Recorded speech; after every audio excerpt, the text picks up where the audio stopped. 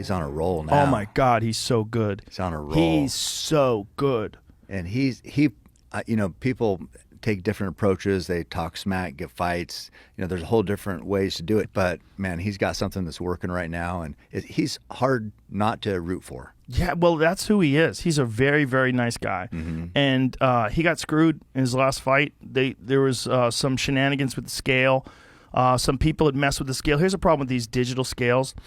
Foreign fighters, they use kilograms. And in America, obviously, we use pounds. Right. And so the foreign fighters were, like, these scales are calibrated. And then the foreign fighters would reset the scale so they could switch it back to kilograms. So it fucks up the whole calibration. Oh, I see. And so he would weigh in, or he weighed in like the night before the weigh-ins. He was like, oh, I'm good to go. And then in the morning, he goes and shows up for the weight cut, and it's a pound plus off.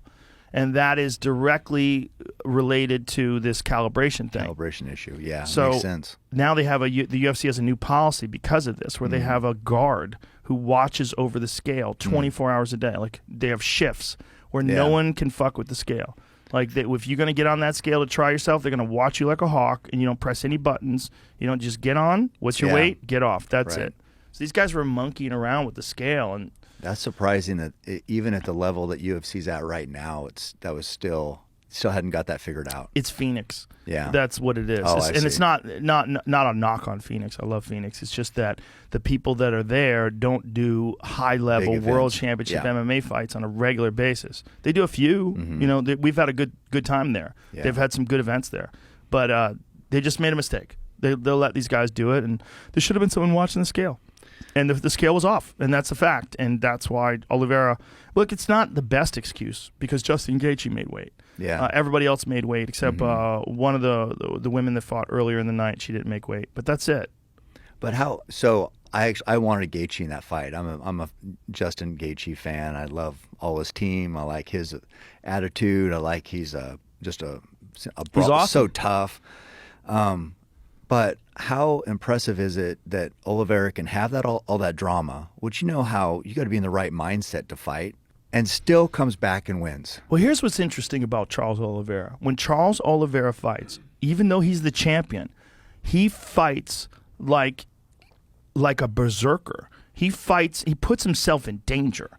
Like, he doesn't fight safe. He doesn't fight to try to outpoint you. He doesn't fight tactically, like where he's trying to get, you know, the least amount of damage and, you know, and drag you into deep water and then strategically try to take you out in the fourth and fifth round. No. From the moment the first bell rings, he's coming at you. Engaging, guns blazing.